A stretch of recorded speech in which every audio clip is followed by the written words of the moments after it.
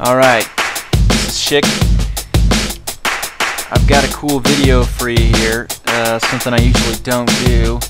Usually I just put this stuff in my guide, but I'm going to show you some things that if you start practicing them, you will get better overnight. And these are basic tips and also advanced features of the game. So let's start out here with a simple something I call intervene navigation. Dropping down your banner to intervene around an obstacle to get your desired effect. A lot of you already do this, a lot of you don't, so if you need to practice that. Okay, Cyclone spell reflection, but not only spell reflecting, but looking at the target without actually looking at the target.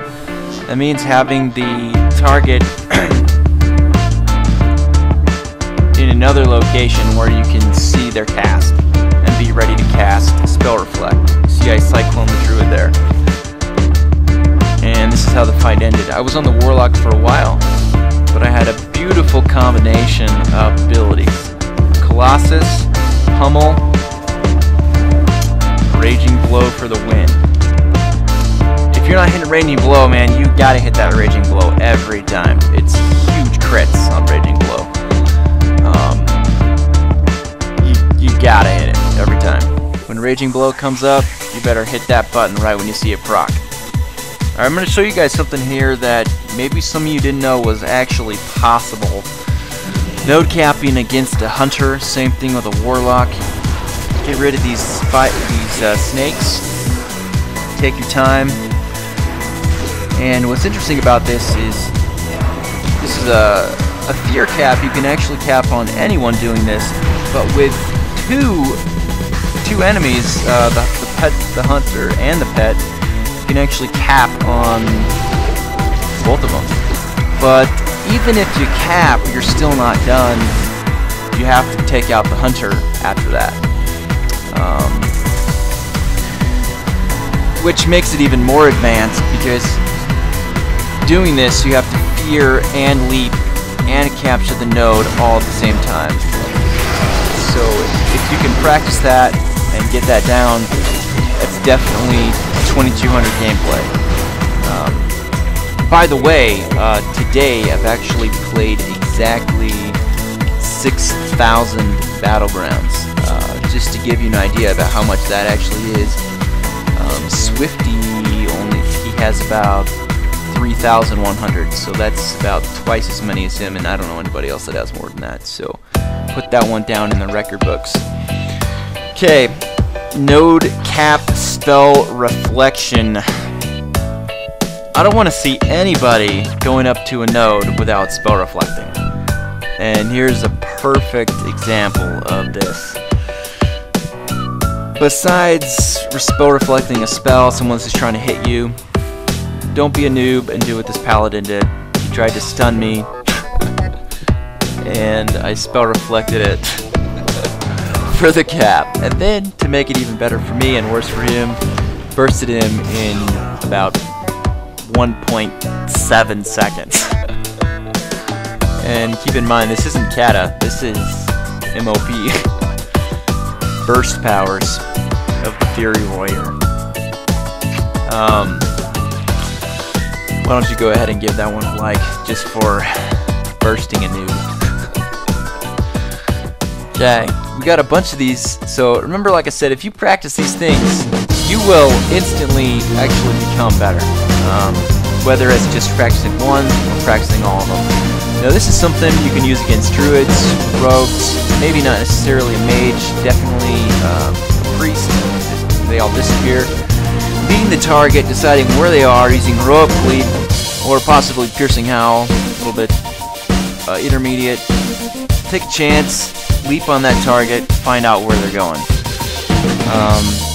It's definitely the difference between winning and losing every time. That druid, if there was no bleed on him, he would have gotten away forever. Now this is basic, but if you focus on it, it'll be the difference between winning and losing. Double shock effect, double shockwave effect, hitting 2 or more targets every time you use Shockwave. So you can shockwave anyone, anytime. That's easy. No problem. Anyone can do it. But not everyone can shockwave both targets at the same time. Just keep in mind that you'll want to practice that and keep doing that every time you're using it. I mean, it's double stuns. Okay, I'm going to show you something here that even it surprises myself how fast that I can be, or hopefully anyone can be, at heroic leap charge. I tried to fear both of them at the same time. It looks like I barely missed the priest. Here it is. Ready? Ready for this? Watch. Oh my gosh! That was super fast and super pro. And to tell you the truth, that's the difference between winning and losing, or the difference between 2K and 2200. Here's a slow-mo shot of it. This mid-air turn. And to make it even better, there's the warlock down for the win, and then the priest was next. Also, the basic practice for that is to leap away, charge back to your target, but this was actually around an obstacle. I have some other clips of just jumping and then hitting the ground and then turning and going, but it was so precise that it was so pro, and every warrior can do it, so everyone should practice that as much as you can. And when you perfect that, it's a serious difference between winning and losing, low rating to a high rating. Alright, this is just bursting a hunter. He just came out of the battleground, into the battleground, and he's dead. Basic leaping back. Simple but very effective. Again, difference between winning and losing. Just jumping back onto it. I'm sure every warrior has actually done that, but if you haven't, you should try it. You can also charge back.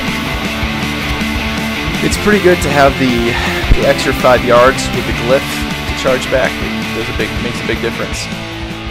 But lastly, but not least, how to beat a monk. Basic plan for monk destruction.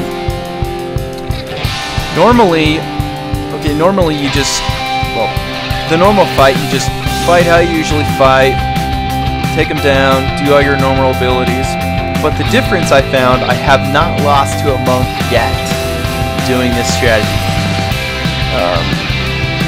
So you can see I'm just normally fighting, normal counters, normal attacks. But the biggest difference here is doing this. I'm about to show it right here. So you keep fighting, forever. Here's the biggest thing here. When you get down to using second wind, you're going to need to pop defensive stance. Because if you don't, the monk will beat you to death with his little fist punches, little ninja punches. See, he's popping everything. He knows that when second wind pops, the only way to get through it is to burst it. But if you don't have defensive stance popped up, the monk will more than likely take you out every time. Unless, of course, you've got all your cooldowns left. But just in case you don't, that's how you beat a monk. Defensive stance every time. Okay, I hope you guys liked this video. If you liked it, thumbs up. Go back and watch the rest of the tips. And I've got some other cool stuff to show you.